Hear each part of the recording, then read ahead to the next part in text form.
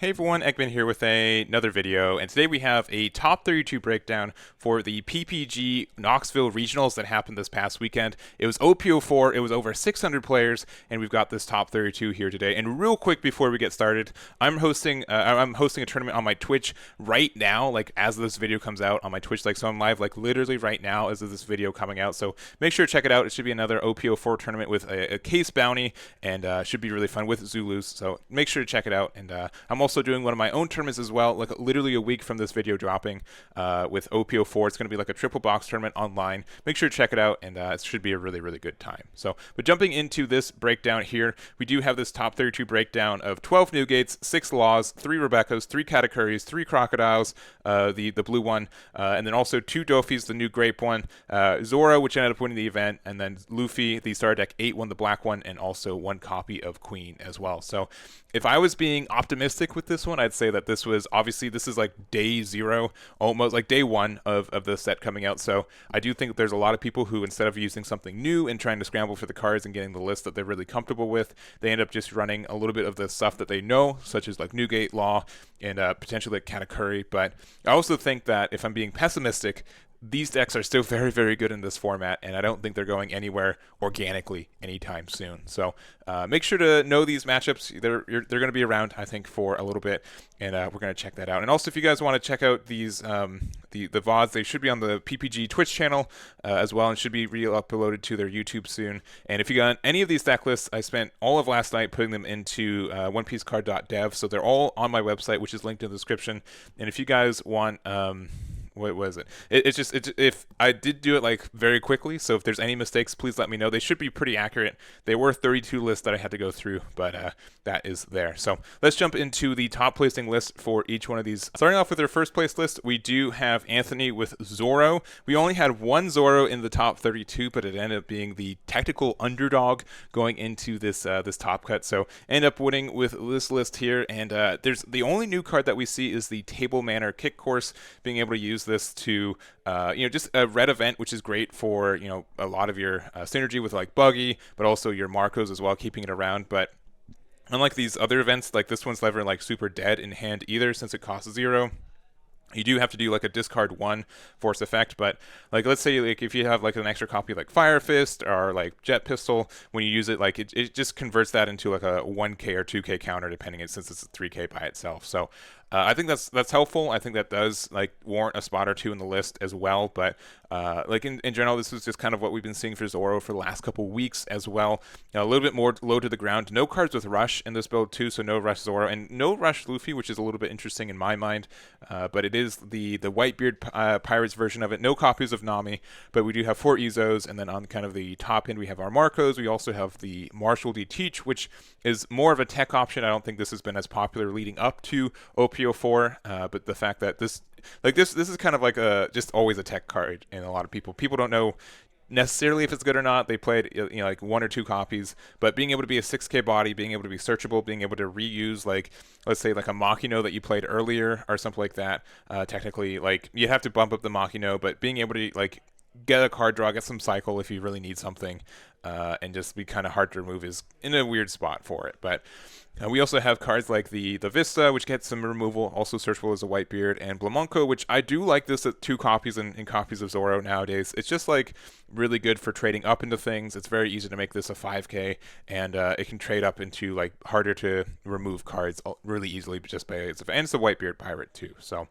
that is the list here. Congratulations to Anthony for their finish with Zoro for the inaugural OP04 event into this season as well. And jumping into our second place list, so this is William Will-to-Win Craddock's list for second place, and it's kind of interesting to see some of these Newgate lists. I know most of them are just the same. And again, any of OP03 cards or OP04 cards that were added were pretty much just Table Manor Kick Course in any of the Newgate lists that did top for it. But I do think like kind of the card that I saw and noticed more often than not is 4 copies of this Gum Gum Red Hawk. The removal, I think, from this card is a really good spot for stuff like Zoro and Trafalgar Law as well. I think specifically Trafalgar Law has a hard time playing around this card at times, because they kind of set up their blockers early, and then if they try to attack, you can get this Red Hawk off, which is really nice.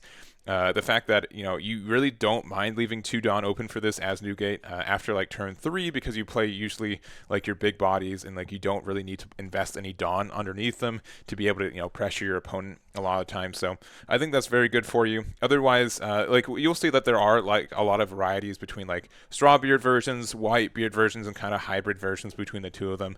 But this deck is going to be very good still. I don't think it's going anywhere. When I made my tier list a couple weeks ago, I said it for the like the second place list, or like one of the top 2 leaders in this game still, and I think that's gonna kind of pan out. We're gonna see. We have more events. Like this is literally the first weekend, but I don't think Newgate's going really anywhere again organically. So this is the list for William. Congratulations for their second place finish there. And then next up we have our top 4. So we have 2 Trafalgar Laws, we have Phi Nguyen, and also Michael E for these ones. They're pretty similar. Honestly, Trafalgar Laws are still essentially like OP01 decks with maybe some OP02 cards. So for Phi's list, like they have the Brook from this, and like Curly Dada is like the only OP02 card that people like consistently use for these builds. And then kind of for Michael's list too, like literally the same thing, like Dadan, and they're not running the Film Brook. So I definitely think the Film Brook is like more of an option nowadays. For kind of how the deck works. It is kind of nice to be able to play it on turn 2 going second and play a Zoro at the same time, because these guys are usually kind of hard to remove at the same time as well. But other than that, I think that, like, especially if you need to go taller because people are playing like Fire Fist or trying to respect the deck, I think that's in a good spot. So I do like that. And also something that both players ran, and I think most decks for Trafalgar Law ran for this event, is the Star Deck Nami. Being able to, like, the Dawn management for this card I think is better. I think it's been really helpful for a lot of these decks, and I think it's gone from like a tech choice to kind of like a staple in the deck at like two or three copies. So we'll see if that's kind of true for it, but I've definitely seen a lot more people be on that card than usual.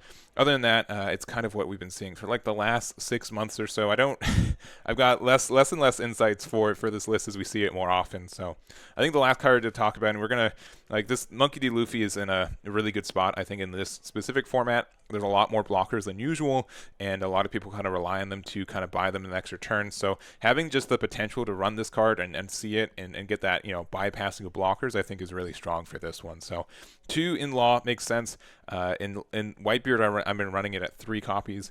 I'm surprised none of the Zoro deck didn't run any of that, but they're a little bit faster, and they usually don't care as much about blockers since they are able to, establish so many swings at the same time. So, but that's kind of the insights there. Congratulations to both Phi and Michael for their top 4 finish with Law.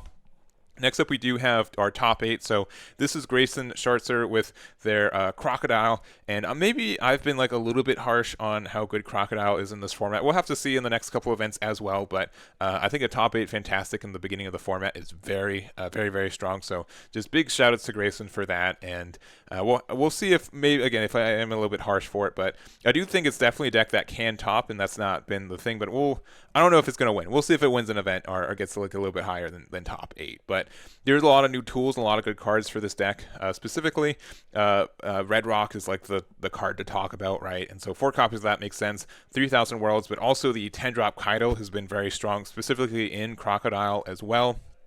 Being able to remove 2 cards with this by yourself, and then maybe a 3rd card with your Crocodile leader effect, and just be very, very strong for you. So I think that's something worth talking about as well.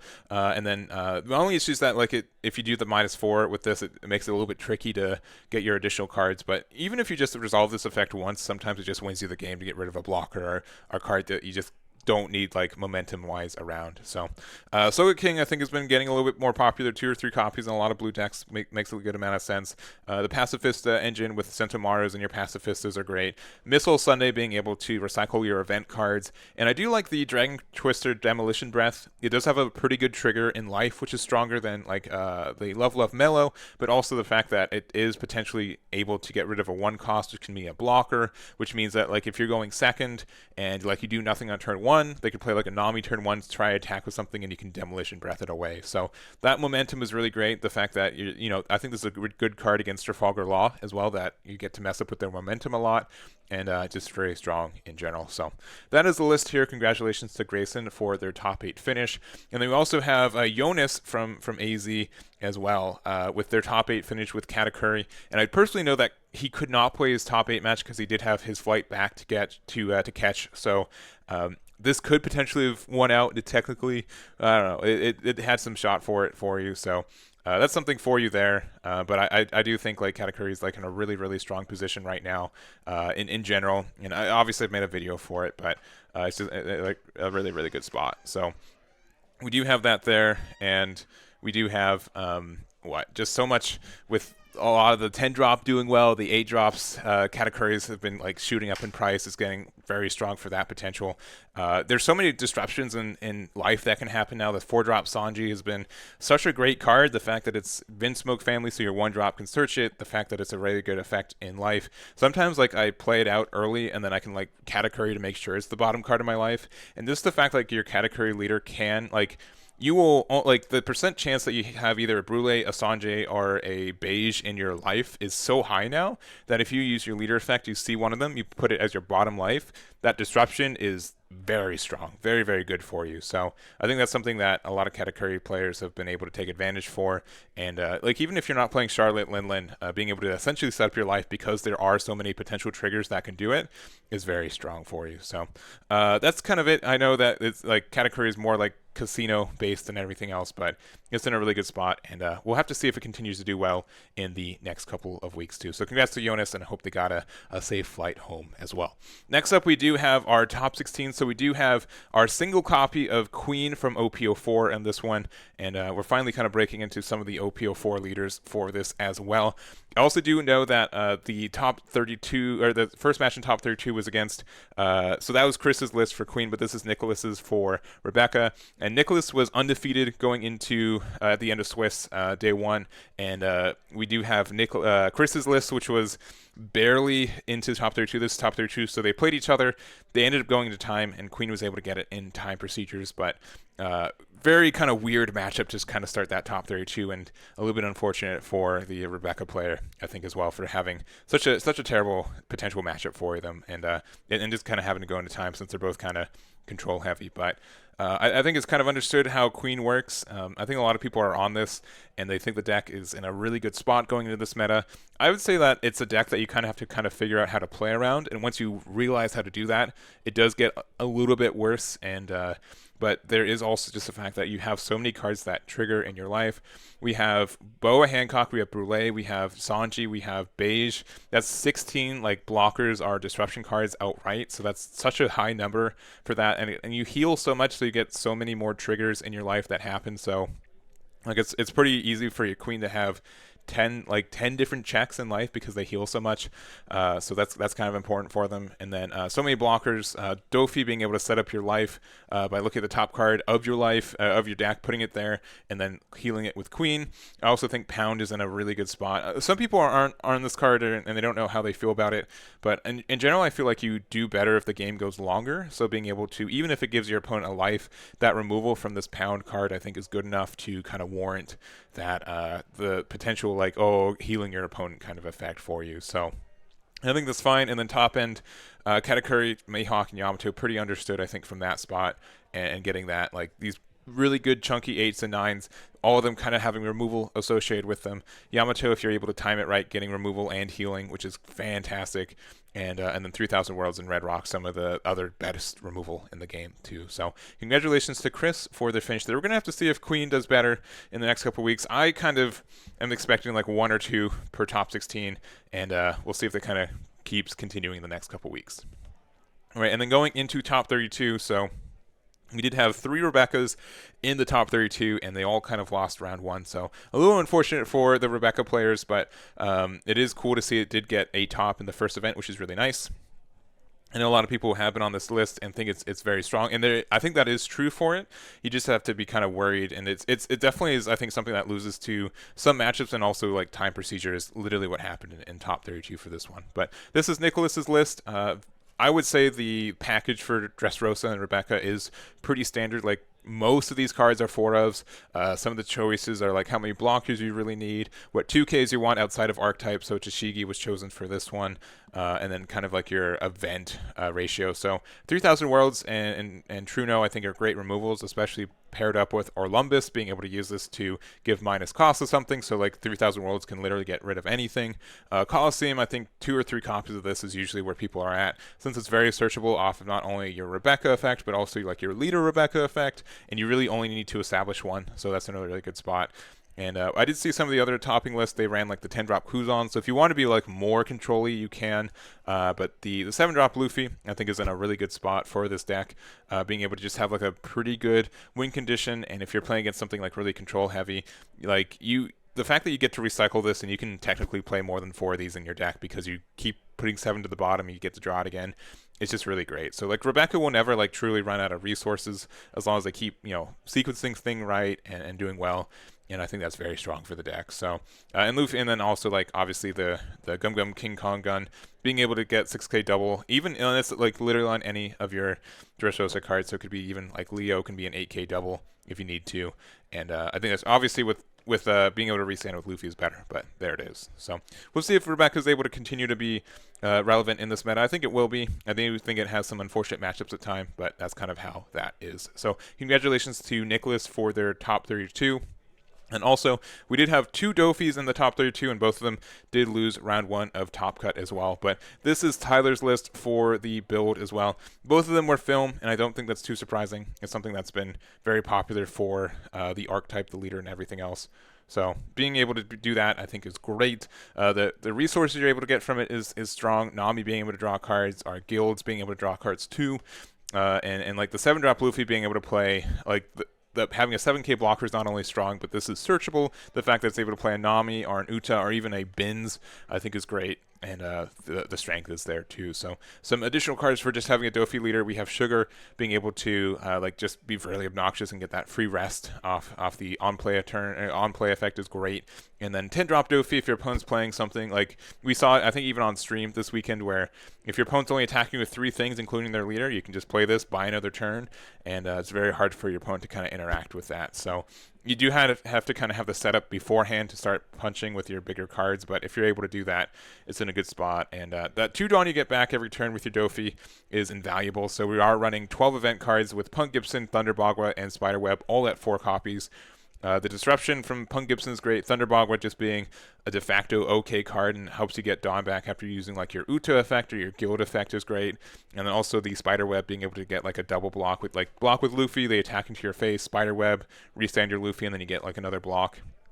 I think is in a really good spot too. So, or even like block with Uta and then restand and then you're fine. So that is kind of the list there. Congratulations to Tyler for their finish with Doffy. And to wrap it up, we have 1 copy of the Star Deck 8 Luffy.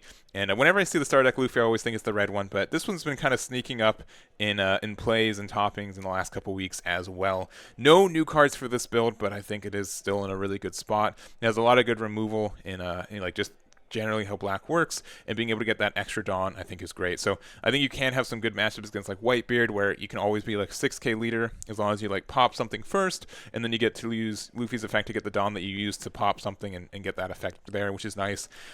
Kobe being able to get some removal I think is strong, and it kind of forces your opponent to get rid of this.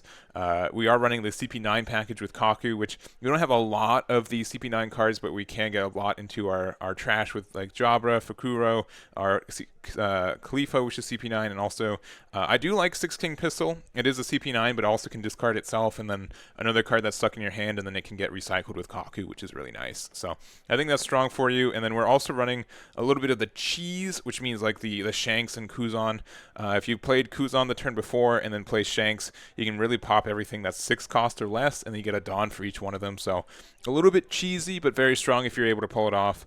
And you get all that Dawn for Luffy as well, so you get like an 8k swing for free if you pop 3 things. So it's a cool kind of concept. I don't know if the meta is slow enough for this to be consistently very good, especially since neither of these cards are searchable in Archetype, which kind of stinks for you, but love to kind of to see that cheese there. So, but that's going to be it for this one. Congratulations to Orlando, and that's going to be it for this event in general. So again, thank you to PPG for running the event and also publishing the deck list.